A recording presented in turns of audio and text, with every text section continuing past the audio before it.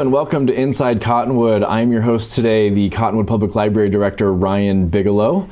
And joining me today, we have our audio-visual specialist, Jeff Clark. And we are going to be talking about what we've got going on moving forward, virtually now. 2020 has been an interesting year for everyone. To say the least. And we've all had to make some adjustments. Yep. So with the library, we still want to provide programming. We still want to be doing things. These are things that we've been thinking about doing, but 2020 just pushed them forward a little bit. Made it easier. It made it easier. Hey, this is what we're going to do. So one of your passions, we know, and something you've been talking to me about for years, has been esports. Esports, virtual.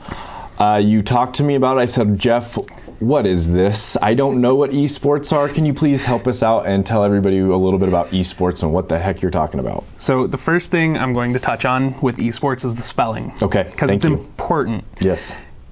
You never capitalize the S in it, and there's no dash or space. It's all just a running word. Now we esports. Know. Thank you. Have to clear the air. Thank you.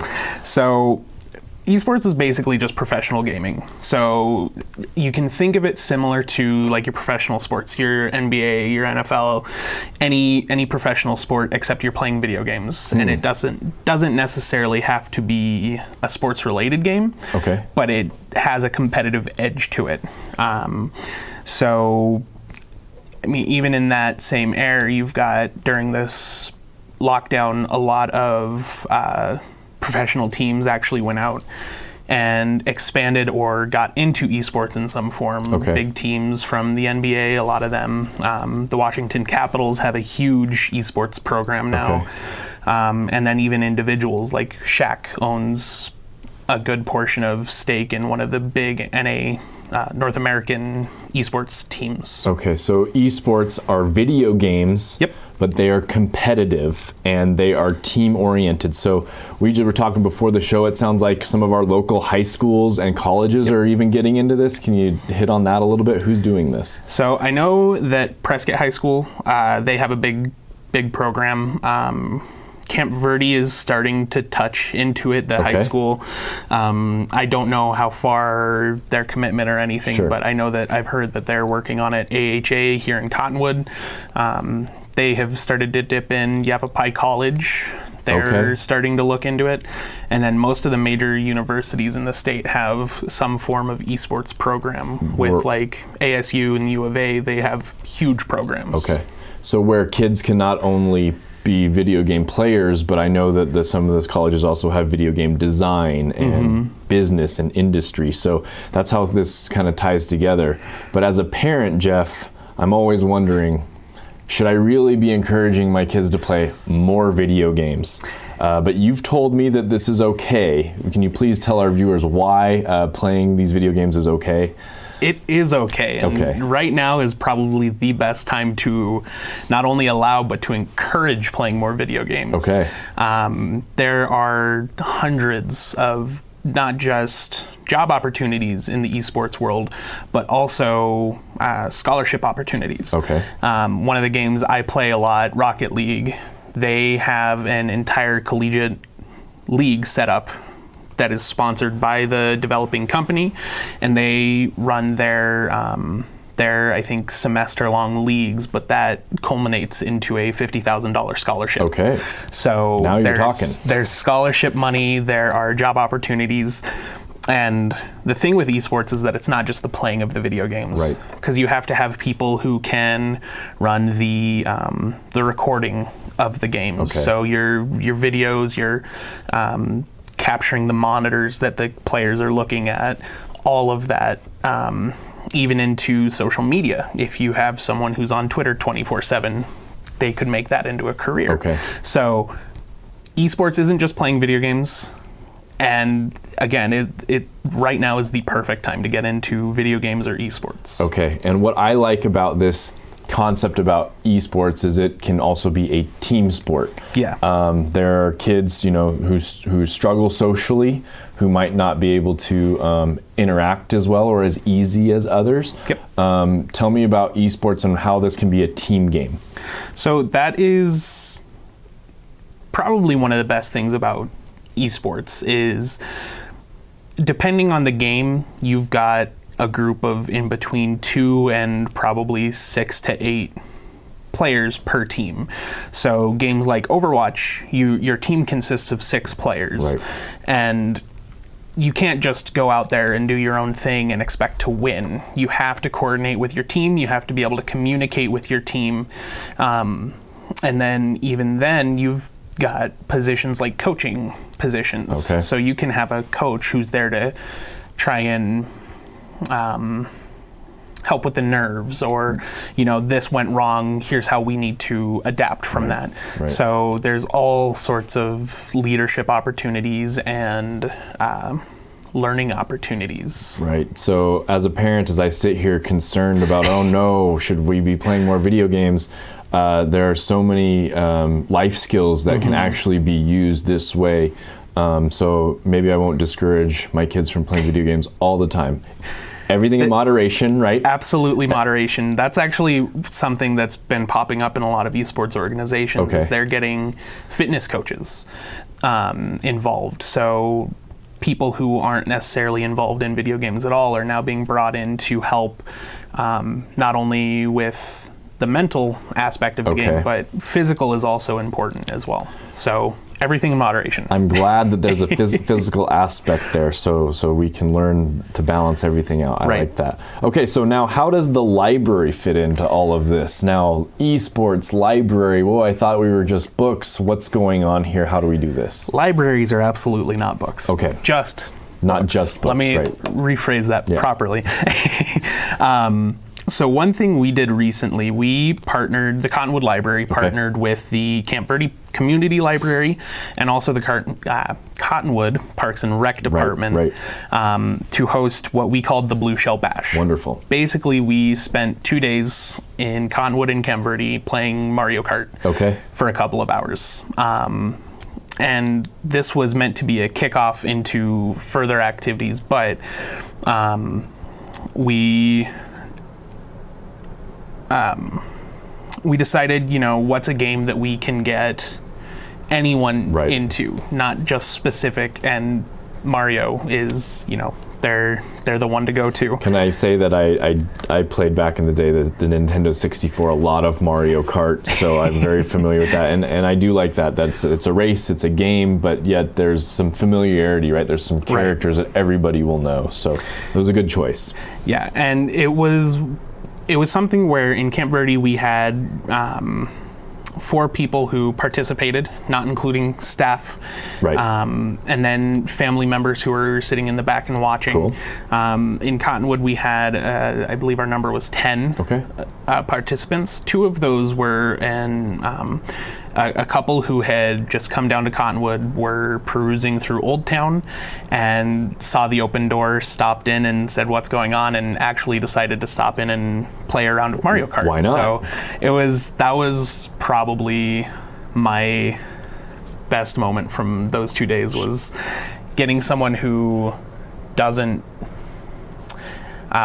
normally do video games to come in and hang out and play some video games. This is not your traditional demographic who you're thinking of as video gamers, but I mean, there are gamers of all ages now, people growing up with different types of video games, so gamers are for everybody. Absolutely. Of course, the Cottonwood Public Library prides itself on being a space and a place for everybody and anybody, so anybody can play these things. Exactly. So it was a success. We did the Blue Shell Bash. It was. We're looking forward now to furthering and maybe having some more events. Can you tell us about kind of what's maybe next for our esports program? So when Zach Garcia, Josh Freewin, and I started talking about this, our mindset was we wanted to get an esports program not only at our local libraries, but to expand and hit other local libraries in the area and include other community organizations.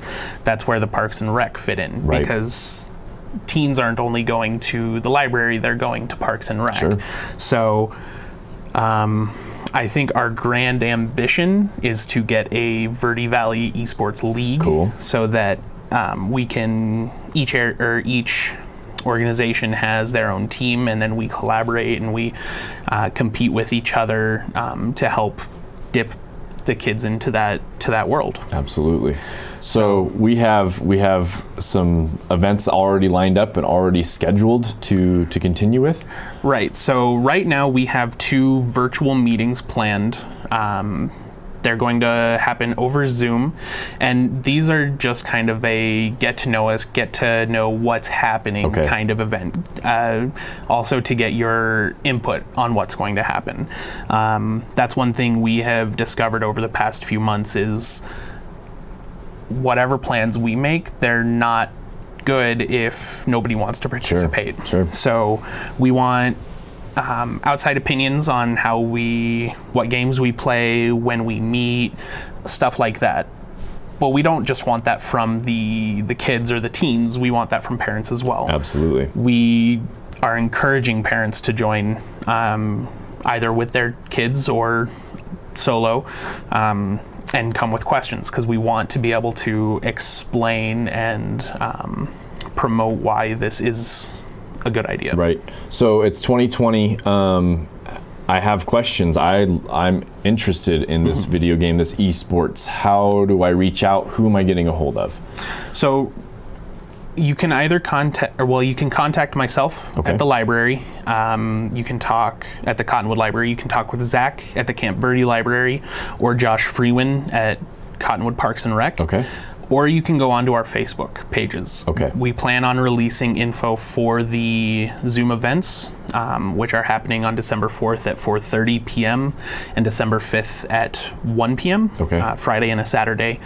And so we'll be posting more info on how to join in on those on Facebook. Okay. So Facebook is our primary means of communication at this point. If you're looking for something about the library, what we've got going on, particularly when it comes to virtual programming and esports, our Facebook pages is where to go. If you don't have Facebook or anything, you can always call us. We're happy to have a conversation. Check our website. Check our website. We'll get you through there some way, somehow, and we'll get you connected with what we're looking at. So esports, a lot to look forward to. This is actually really cool. So I don't know if we were going to talk about this, but I have to ask about the jersey. So this is esports related, right? It is. What exactly is that jersey and what's going on there? So the symbol, let me take my badge off as I smack the mic. The symbol on the shirt it's called a Bigelow. It's a mixture of a bear, a lion, and an eagle. Of course it is. A Twitch streamer that I watch, he goes by Tim the Tap Man. He has this as a tattoo across his chest, and without the color, it's just black and white. But he used to play softball growing up. His community discovered that and have been begging him to release a softball jersey. So he released this as a special one-off store item for people to buy. So what is Twitch exactly too? So Twitch is an online streaming platform. Okay. So think of it as NBCSN, a sports network, except it's video games or art or music. Twitch has really tried to expand to include all sorts of different things. So you've got streamers like Tim, actually, who they have partnered with the NFL to stream Thursday Night Football on Twitch. Interesting. Or they play their favorite video games, or they're creators who do art or make music. So Twitch, it's just an online streaming platform if you want to go hang out with and learn about someone's life. So for parents and grandparents out there like myself who don't know what Twitch is, now you're kind of in the loop. You have something to discuss with your children or your grandchildren, and you can be the cool parent or grandparent and know what's going on. This is why we talk to folks under 30, so they can explain this stuff to us. Ask them who their favorite streamer is and hang out and watch it with them one time. Who is your favorite streamer? See, I could not get over my kids watching YouTube and learning how to play video games watching YouTube. I just never understood it. And then I started fishing. And now all I do is watch people fishing on YouTube so I can understand it and how it works. So. And another way to look at it that I get every now and again is, why would you watch someone play video games when you can go and do it yourself? Right. But why would you watch the NFL or the NBA or the NHL when you can go out and play those games yourself? So it's a similar aspect. It's more for entertainment and for learning. But yeah, it's fun to sit and watch people goof off or be extremely good at what they do. It's a different element, a different day and age. So we're not going to judge anybody for watching YouTube. But again, everything in moderation. Correct. Because we don't want to overextend ourselves watching YouTube. So, Jeff, now we're going to kind of switch gears a little bit, but we're still talking virtual. The library is still doing a lot of virtual events. We actually are going to cut away to a little bit of a clip here. We've got a clip that shows our viewers exactly what we've got going on at the library, all virtually, and then we're going to come back and we're going to chat about it a little bit. So please enjoy this little video clip about what we've got going on at the Cottonwood Public Library. Good morning, everybody. Happy Saturday. It's time for your Cartooning for Kids with Mr. Jet. Buenos días, amigos y amigas. Bienvenidos, bienvenidos. Si notas, no estamos aquí en Cottonwood. Estamos en la luna. Y dejamos a nuestra tierra. Fresh from the garden, right to the kitchen.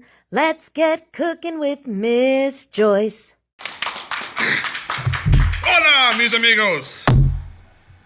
It's Mr. Jet. So hoy voy a leer un libro. Se llama Lucia the Luchadora and the Million Masks.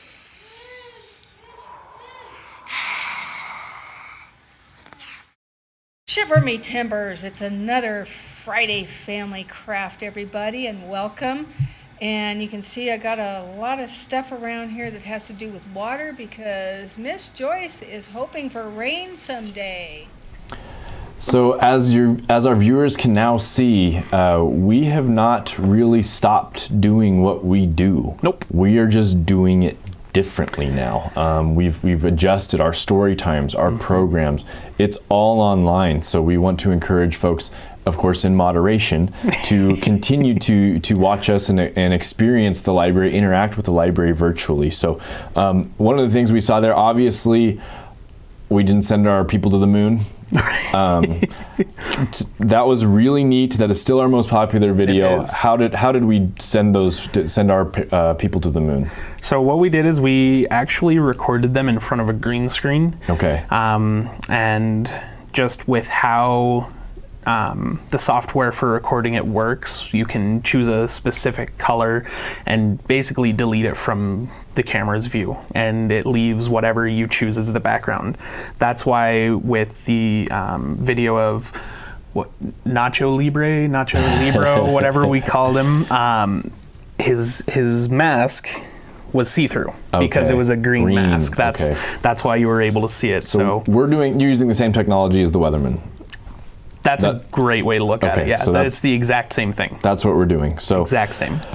We have story times. What other kind of programs do we continue to offer online through our virtual streaming, which is Facebook? So all of our programs that we had, youth programs that we had going on before all the closures and lockdowns. So we have our story times. We have two of them are in English on Tuesdays and Thursdays at 10 a.m. And then we have a Wednesday Spanish story time specifically for the Spanish community that we have in the area. And that's also at 10 a.m. That's every Wednesday. And one thing I know that they've been trying to do with all three of the story times is they do songs and some of their opening stuff both in English and Spanish to try and start teaching and let people start learning how to speak. But we also have the cartooning for kids that Jan did every Saturday. We saw a little clip of his opening. The Magic Fingers. The Magic Fingers. We also have family crafts every Friday, 3 p.m. So we usually post out on our Facebook every, I think Thursday is when they're aiming for a list of what you'll need for the craft so that you can follow along. Okay, so you can still do it. Yeah, that's great. But we also have new stuff going on. We started a virtual D&D group What is D&D? Dungeons and Dragons. Oh, okay. Dungeons and Dragons. It's a role-playing game, not a video game though. Okay. It's a physical, almost like a board game. Okay. A little bit different, but it's a good way to think of it, is that it's like a board game. And it's all story driven. Right. So one of our volunteers is actually our dungeon master, our DM, and she is running the campaigns, as they're called. So she sets the story. She is the one who says what's going on. But yeah, that's another thing that we added. We also added, well, actually, it's something we continued. Our coding club is continuing virtually through Zoom. And coding is? So computer science. Okay. So it's all the back end on the computer. So think of it as how the computer works.